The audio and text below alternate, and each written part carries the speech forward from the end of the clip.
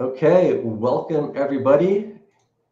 This is The Talk, and we've got another great episode for you here. I am your host, Brian Green, streaming live from Southern California. And if you're tuning in live, we've got an open chat for you. So share your comments, share your questions anytime during the talk here. And or just drop in, say hello to myself and our special guest. So definitely join in, be part of the talk. And with that introduction out of the way, I'd like to introduce you all to our special guest tonight. And he is Johan Van Zyl, and he is the founder of Van Zyl Audio. And we'll kind of reference that as VZA, I think, Yes. Johan, as we kind of talk over Yes. the evening. Mm-hmm. So I think personally, I first kind of discovered you in VZA about a year ago.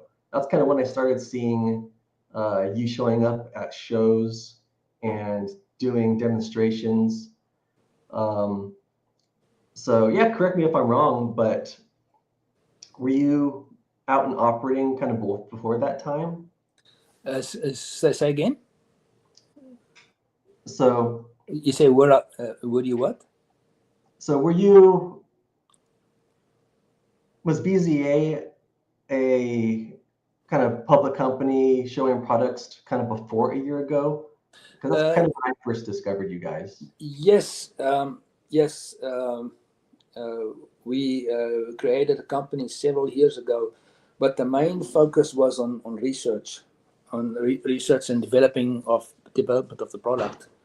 And years ago, I would say what was it? Mid 2000s, I was involved with a friend with Basemax. I don't know if you ever heard of that. He sold these big bass horns, so I wasn't a part of it, but I helped him with design work. Well, I did his design work freelance, but yeah, it's only here, I would say, from about a year ago we started showing product and marketing product. All right, excellent. And yeah, even just in kind of this short time with VZA, we've seen kind of your products being covered by stereophile, like big audiophile magazines. Mm-hmm. Various other YouTube channels have highlighted your designs and products. So I was curious, what was kind of the catalyst for you jumping into the hi-fi industry personally? Well, like most other audiophiles, I started out in 1982 in South Africa, and I bought my first sound system, which was pretty elementary, just AR28 LS loudspeakers, NAD system, and then over these years I just upgraded. You know the story. I'm always upgrading. In the end, I ended up with a Lynn Sondek LP12 with the T.H.E, had pretty good amplifier and preamp. And then, as part of this process of upgrading, at one stage, the last pair of loudspeakers that I owned was called. They were called the Reference Force, but it was a kit based on the Delco's DQ10s, and I don't know if you're familiar with those, but really awesome loudspeaker. But what was nice about it is you could work on it and tweak it and change the crossover and stuff, and I got really good performance out of it. But what the answer to your question is, why did I go this route, is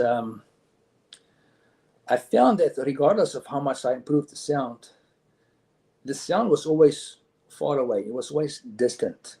So if somebody would be sitting here playing an acoustic guitar or a piano or a cello, that's not what I was getting, regardless of what speaker I listened to.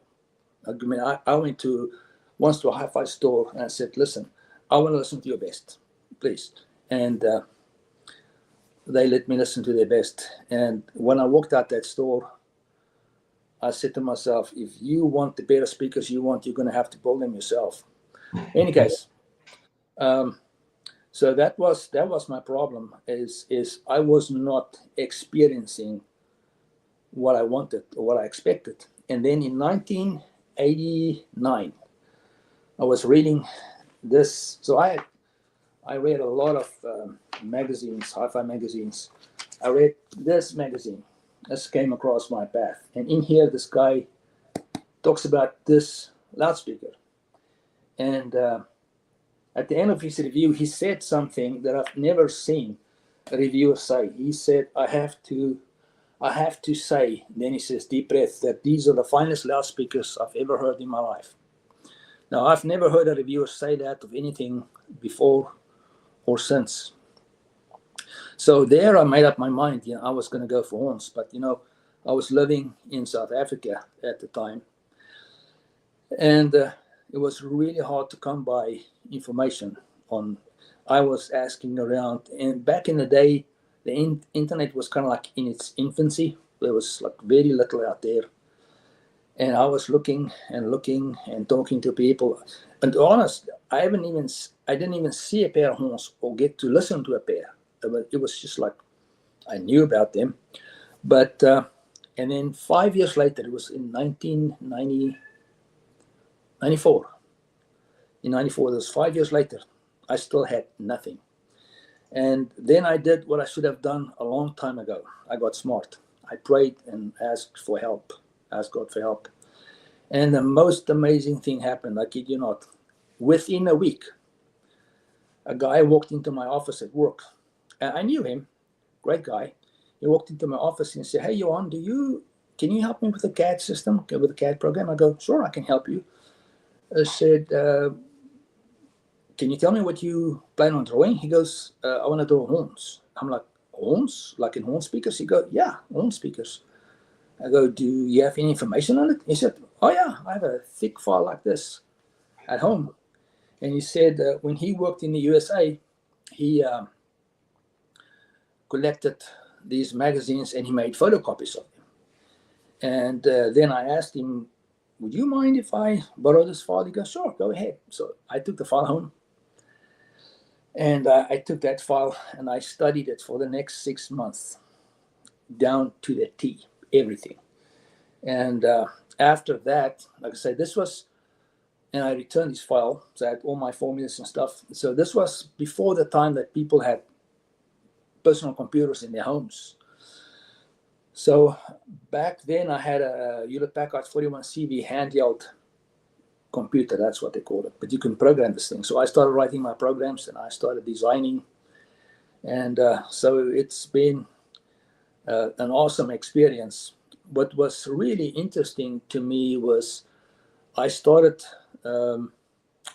having good success in terms of the results I was achieving. And like, for instance, horns have certain problems, if you can say. They can, in general, they can do 3 to 4 octaves before you start running into third distortion. You know what I'm talking about. Uh-huh. And my horns would run 7.5 octaves, 7.5 plus octaves. And so it took me a while because I could do it and redo it and design new models, and all of them will run 7.5, 8, 9 octaves. I was like, whoa. Like even, I mean, if you look at the Alpines, I'm running them full range, absolute full range with no limitation, no crossover, no nothing. So I'm thankful for that. But I must say, this is it was a long process. And quite often you run into a situation where you run into a problem that you need to solve. And you can't pick up the phone and call Professor so-and-so and get answers, because that person doesn't exist, So it was just always pray for wisdom and understanding. And then one morning you wake up with the answers and, no, I get it. And that's been the process. The biggest thing or the hardest thing to do was what I would say are the bass horns. Because if you look in the industry, this is interesting in the audio industry. When you get a speaker and it has a horn-loaded tweeter, it will be, people will call it a horn speaker, but it's just a horn-loaded tweeter. Now, the easiest thing to horn-load is a tweeter. The second hardest is the mid-range. And then the most difficult, almost impossible, is the bass. Now, the big thing with the bass is usually these things, bass horns are big. I mean, I've seen some of them, they look like refrigerators. Right. So for me, and I've listened to a lot of people, when they talk about horns, they'll say, I don't like horns. Or they'll say, yeah, I don't like horns. And I understand why. And personally, I wouldn't like that myself. Because what happens is usually people will horn load the highs and sometimes the mids, but not the bass. So there's a huge difference in the transient response between these drivers. And it causes a much more, forward presentation. So, but if you horn load the bass, it's a completely different thing. But I mean, it's easier said than done. I mean, it's taken me, I've been doing this for the research for 30 years now. About 5 years ago, I think it was about 4 years ago, I came up with the BB10 horn-loaded subwoofer, which is pretty small. It measures 20 by 20 by 26.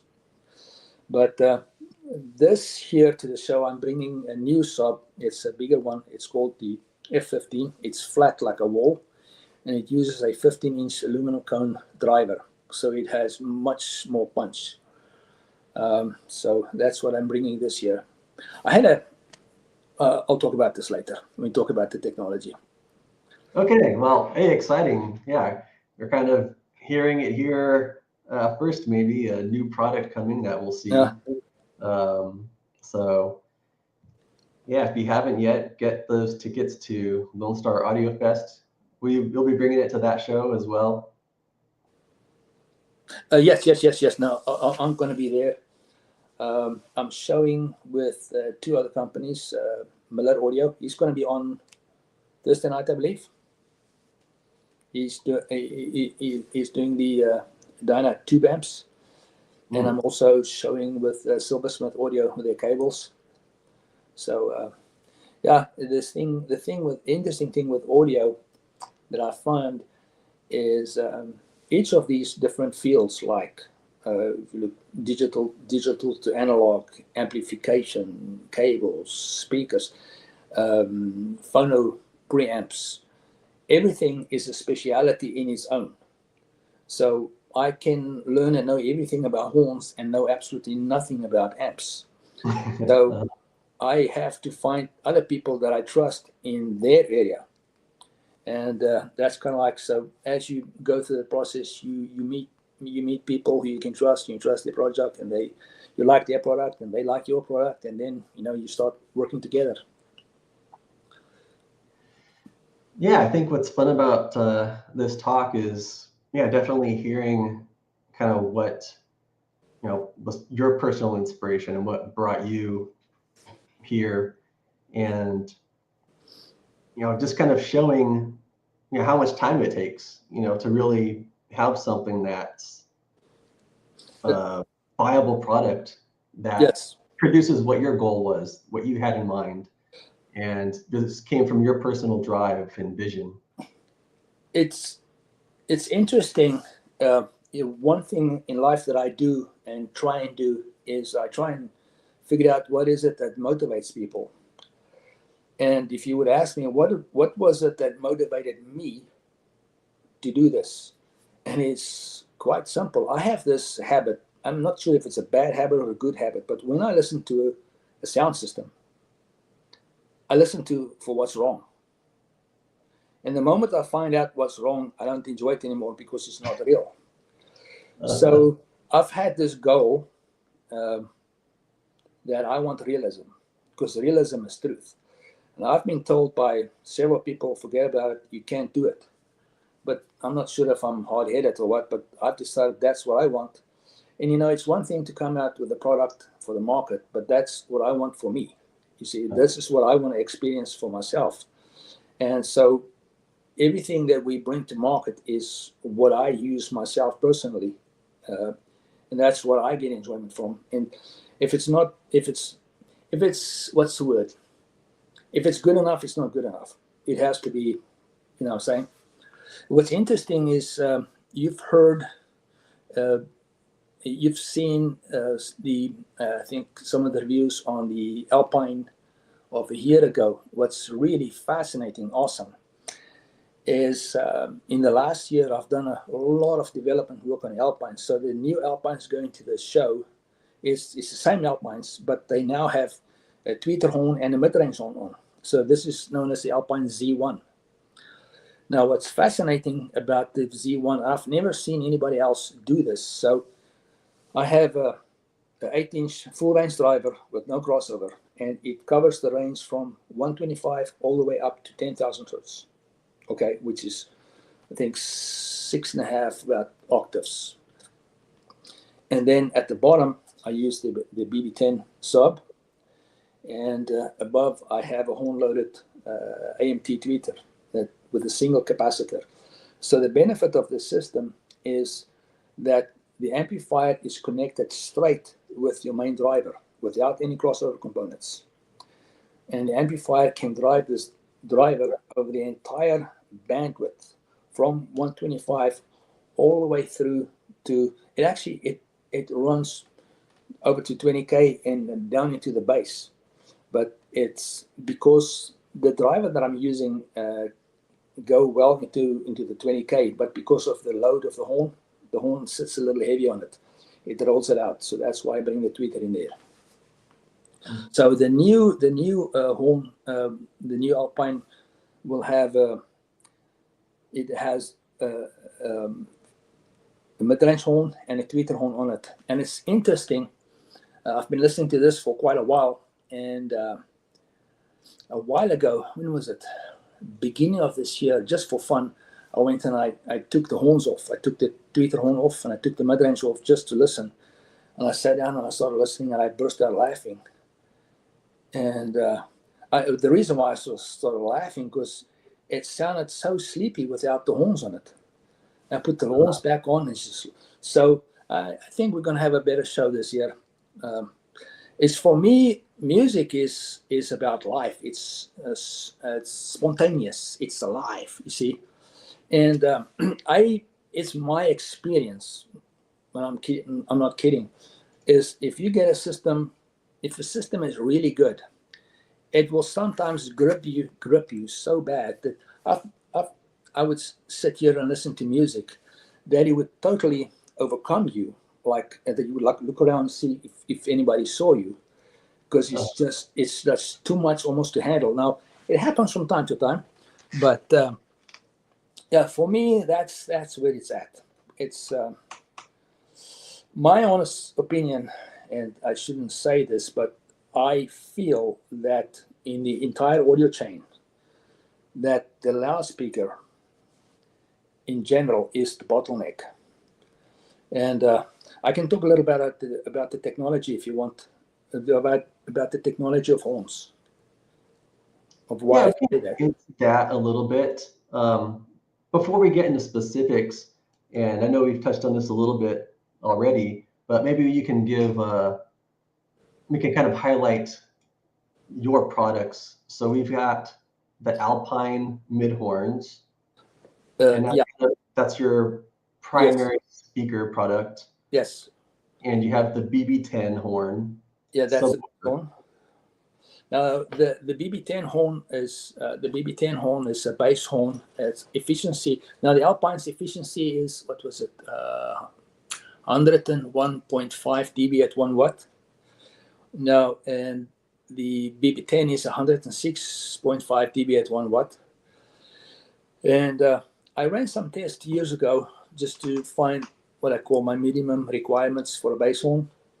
And I found that you need to have at least 50 hertz. So that's why I designed the BB10. Now, the F15 is not on the website yet. The F15 is called F15 because it's flat and it uses a 15-inch. That's why it's called the F15. So that's not on the website yet, but we plan on putting it on the website, and also the latest revision of Z1 of the Alpines. And then for the future, I am also working on a new front horn, like the Alpine, but it's going to be a straight front horn with the horn loader tweeter with it. Is the thing with designing and building horns is never mind building the thing. It's the construction process. How you gonna build it? How you gonna finish it? That's the tricky part. So I'm always looking for better and easier ways of doing things, because in the end it has an impact on the cost. So it's a never-ending process. Like, it never stops, but it's fun. And I'll be honest with you, like the BB10, I would say 10 years ago, if you would ask me to design a BB10, I would tell you it's impossible. I can't do it. And then several years later, there it is. So every time that I get to a point where I think, okay, this is good, then a while later there's something new. So it never stops. It's exciting. What's really awesome, with the big benefit that we have these days, is the technology with 3D modeling, also CNC machining, 3D printing. All the technologies available these days make it a lot easier to get into these things and do things that was really hard back in the days of Klipsch and Voigt and those guys. Well, let's go ahead and jump into the deep end here a little bit and talk about more of the specific design and some of those details. One term that I kind of read on your website that people can find at vanzylaudio.com. That's VANZYLAUDIO.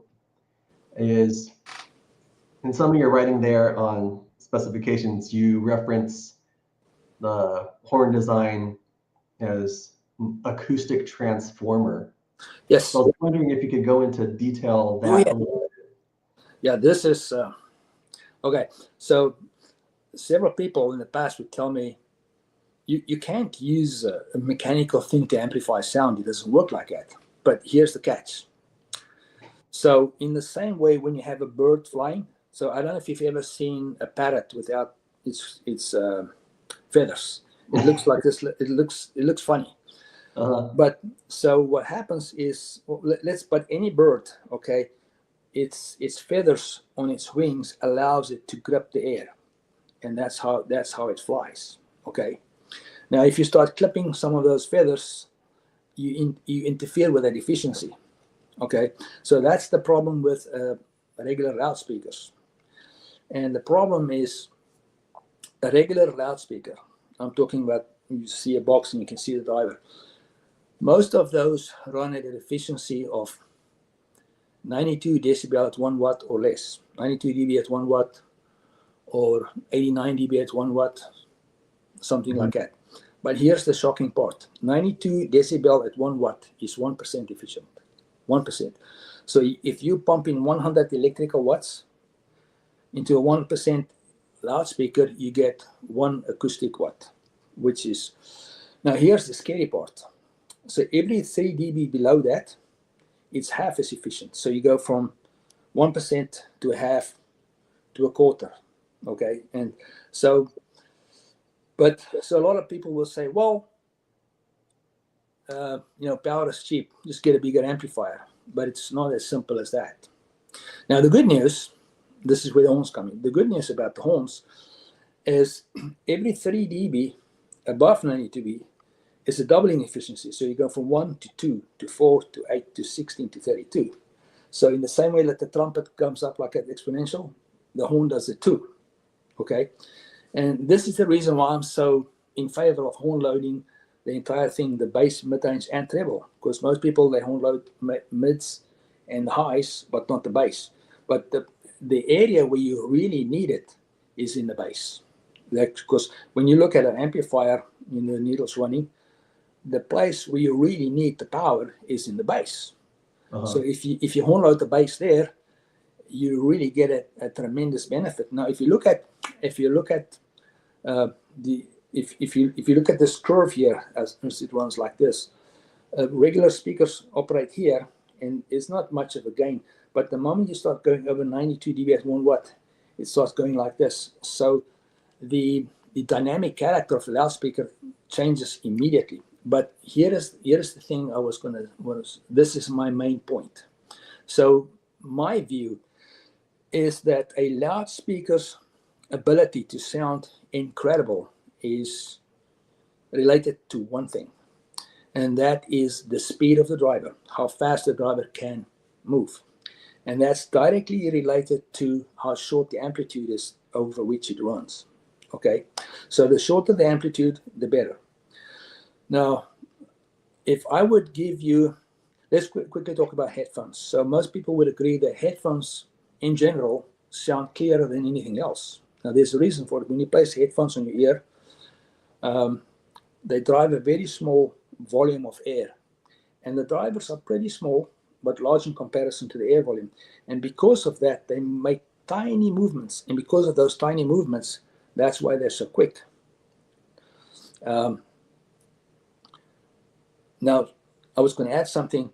A while ago, I ran some, but headphones have one problem, and that is you don't get the visceral impact of the bass on your body. And a while ago, just by accident, I forgot my sub on, and I was listening to the headphones, and the horn sub was on. I was like, whoa, this is awesome. But I didn't realize. And the next night I went and I listened again. I was like, something's wrong. Something's off. And I went, it's the sub. I turned the sub back on. I'm like, oh my goodness. So let's get back to Act 1, Scene 1. So here is the thing. So when we look at music, it's a combination of really complicated waves all interacting. It's becoming a really complicated wave. Now, if I look at a 100 hertz wave, it kind of looks like this, okay? 1,000 looks like this. Now, if I combine them, you get a wave that looks like this, okay? Now, a lot of people think a speaker does this. It doesn't. It does this. That's theoretically what it does. But now, here is the catch.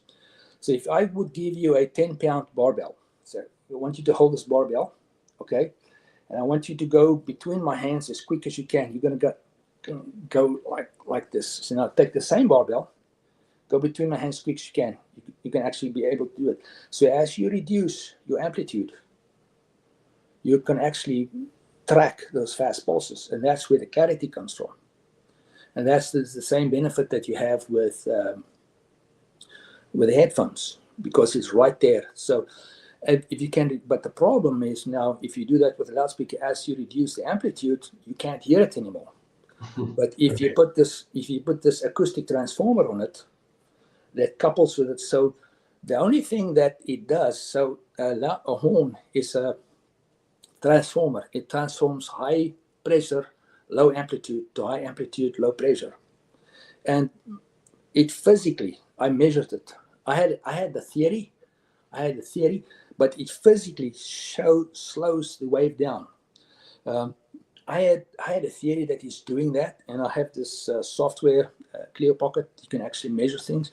And one evening I was measuring, and my sub is like right here, and I'm getting all this extra distance. So what on earth is going on? I mean, I almost called the company and said there's something wrong with their amplifier. And I thought about it, and then that is what's going on. It's the wave as it comes down the bass horn, and so even it slows it down. So theoretically, your room actually gets bigger or longer because of the wave coming out the horn. So by the time it comes out the mouth of the horn, it's actually a lot slower. But it also adds length to your room. I think this ties into another subject that you kind of get into regarding the actual transducer, the speaker driver, that you call the magic zone, as it kind of relates to the implementation with the horn. Yeah. And that more dealing physically with the construction of the driver, the suspension, so like your spider surround, these things. So you're kind of trying to focus on operating a driver within that magic zone or finding what that magic zone is. Yes. So can you get into that a little bit? It's really interesting that you mentioned that, but you're right. So a loudspeaker, what's interesting is if you would take a loudspeaker and you would just kind of push it, you will feel it's really soft. It's really soft. But the further you push it, the harder it gets. Now, if you look at, let's say, 1,000 hertz wave, it takes very small voltage from the amplifier and is able actually to move the thing. But the further you push this driver off its center, the harder the suspension is pushing back. So it starts rolling them off. The other thing, talking about the operating in its bandwidth, the one thing, the reason why I cross over at 125 hertz is because I've taken drivers and pulled tremendous bass out of them. I mean, it can be done. But what happens is you place such a load on the cone that the cone starts flexing. So what you do is you use the driver to operate in its best operating bandwidth, and it behaves itself so you keep the heavy bass off the driver and it doesn't start flexing. So, and that I pass that on to my horn-loaded subwoofer, and so both of them do their bit. So it's a good thing to keep the heavy bass off the, and it's just because it starts flexing. Okay. Another interesting thing also is if you look at the driver performance, you will regular any driver out of the box. If you look at the performance, you will see that it has difficulty at its frequency extremes, and the harder you drive it, the worse it gets. So if you can take a driver and drive it over really short amplitude, you actually get a much better response, even at your frequency extremes. So it doesn't go out of control.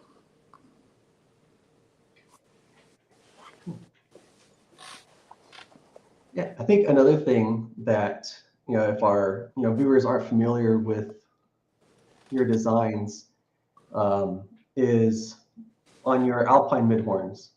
If you take a look at those, what people might not expect is the horn mouth is actually on the bottom of the speaker. Yes.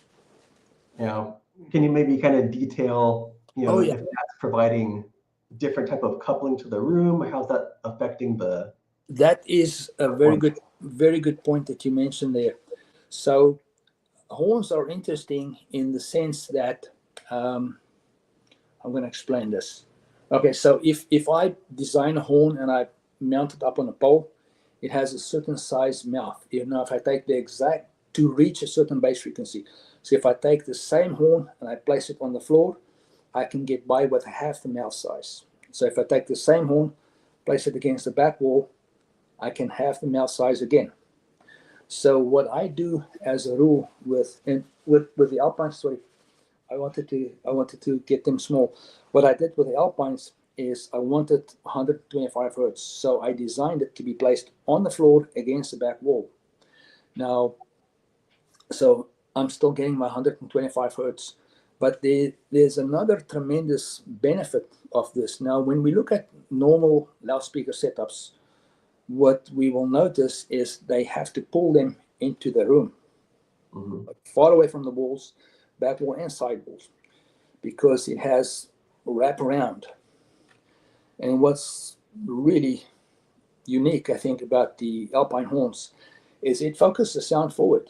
So they were designed to be placed against the back wall, so you don't have the problem, and it focuses sound forward. The other benefit is because you have control of where you focus that sound. So in a big way, you can avoid your side wall bouncing. So like both my sound systems, both my rooms, I have no room treatment, nothing, not anything. And I can get away with it. But so there's tremendous benefit in being able to focus your sound forward and prevent the wraparound to the back. But it is designed to be placed on the floor against the back wall. Yeah, and I think that in itself lends to, in a way, much more welcomed placement of the loudspeaker actually for many people in Yes, real living situations. yes, Since in that's real where, homes. yeah, real homes, that's where people put their speakers regardless most of the time. Yep, And yep, so when you've already had the forethought to design it for that specific application, yep. it just gives them the best possible option, actually. There is another reason also. So you might ask, why do I go for 125 hertz? Now it's interesting, is the plate amp that I use for my, it goes as high as 125 hertz. So as long as my horn sub can reach 125 hertz, and as long as my main speaker can reach down there, they kind of meet in the middle. So that's a good point. So that's, I usually try and hit 125 hertz because that's a really good pass over point. And this might be a bit of an engineering question, and maybe it's something that I'm a perception I have based on horn speakers, other horn speakers I've seen. But for example, both the BB10 and the Alpines, you can see the speaker driver like on the front of the speaker, Yes, and then the horn is kind of behind the speaker in a yes, way, yes, where usually that's counterintuitive to what many people imagine or see with other designs where you don't see the speaker drivers because they're back behind the horn. yes. Those are referred to as front horns. Okay. So on the BB10, it's called a backloaded horn. So we the back of the driver fits in the horn. So yeah. Now what's interesting about the Alpine, it was originally designed as a backloaded horn, and then I added the front horn to it. But the interesting thing is when I run my time alignment measurements, it comes out perfect. So I'm really happy about that. Excellent. Well, the reason for many years I've designed backloaded horns, and the reason was I always, if I had to sacrifice something, or to say if there's one thing I had to have, it would be the horn base. I had to have at least 50 hertz horn loaded base. That's a minimum requirement. I can't do less than that. So I've always backloaded. But then, as you start experimenting with horns and you start seeing the benefits of horn loading the higher registers, it's really magical. But the real magic happens is when you horn load everything. It's really, oh, we kept the dogs out and now the cats. Yeah.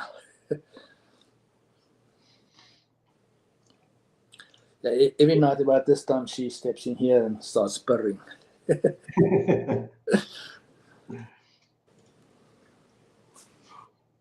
Well, I think we've covered kind of the products, some of the design behind them, and the unique aspects of your specific designs.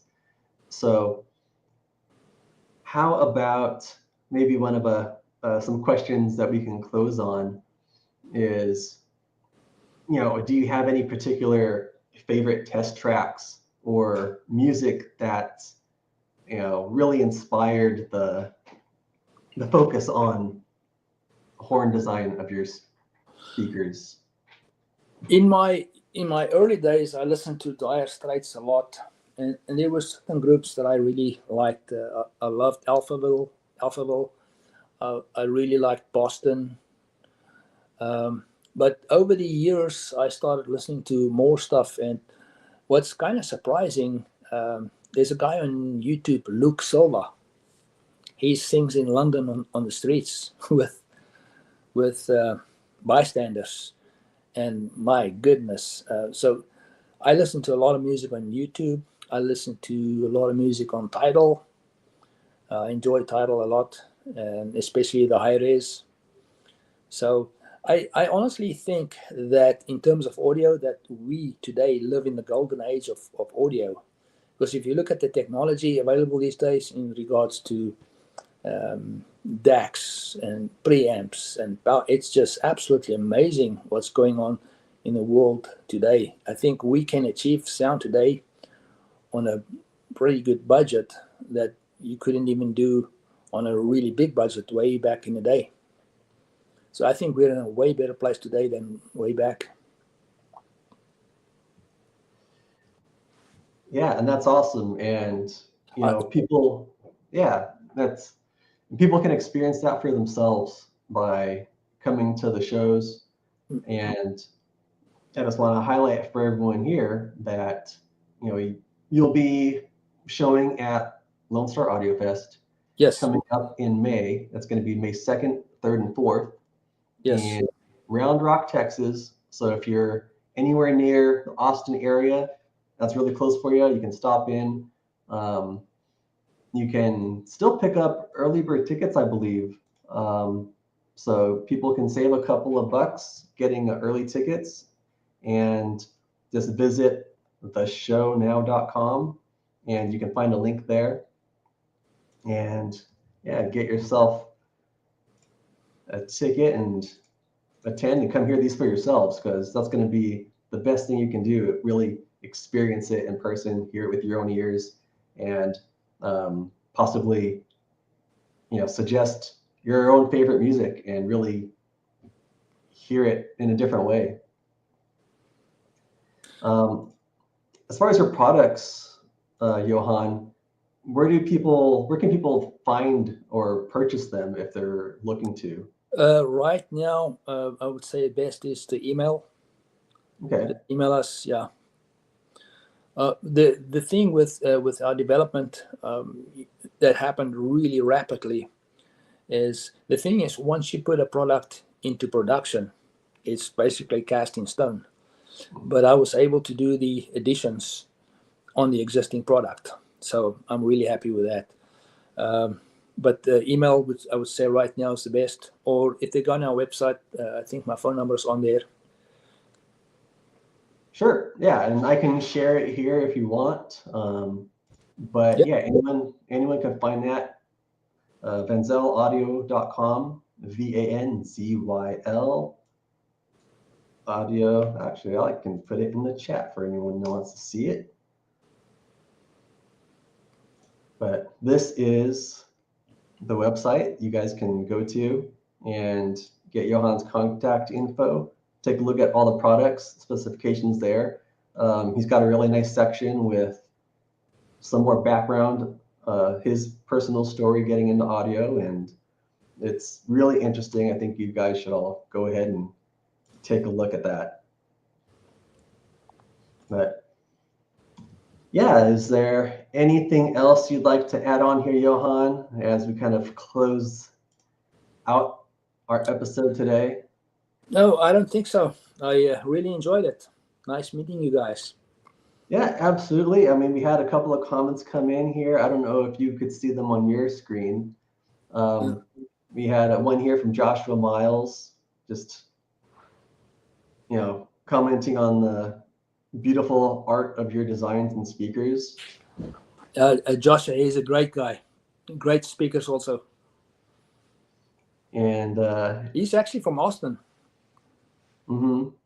Yeah, and I think you're kind of centered around the Dallas area. Is that correct?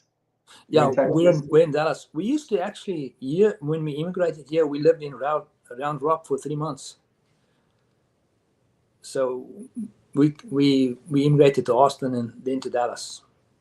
So we've been here, 25 years? All right, well. Yeah, we became citizens about 7-8 years ago. But this is our country now. We love it here. Still have the accent. I guess that'll never go.